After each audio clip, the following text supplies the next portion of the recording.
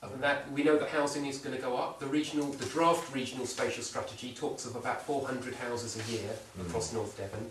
So over 20 years, that's 8,000 houses. That's a lot.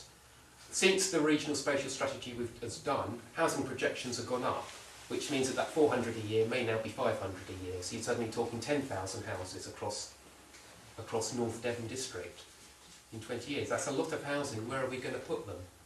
One of the questions that has been put out for consultation, because the bulk is going to be in Barnstable, or we anticipate the bulk will be in Barnstable, the town has got a number of environmental constraints, restricted environmental capacity. There are no easy options left. We've got flood risks, we've got biodiversity constraints, we've got landscape constraints. We don't particularly just want it on all the hilltops around the town. One option we're saying is, would it be better to actually put all that growth into a new settlement down the road, somewhere probably between Barnstable and Bideford? Again, we're asking or consulting on that option. Would it be better to actually stop Barnstable growing out, or whether it's losing its character, find a less constrained site and build it in a sustainable manner down the road? We'll see what response we get back. Again, all of these are purely options at this stage. No decisions have been taken because we want to listen to what the community say is the right approach. Have you considered going up? Up where? Multi-storey. Again, there are. All sites are developed to their maximum density, or that's the theory, whether it's a greenfield or a brownfield site.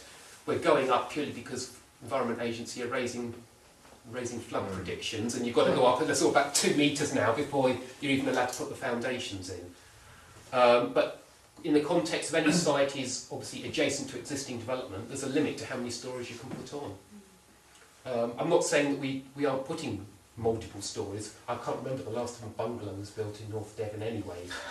We're normally trying to get to as much as we can on the site. You can go up, but there's a limit to how much you can get up and not have an impact.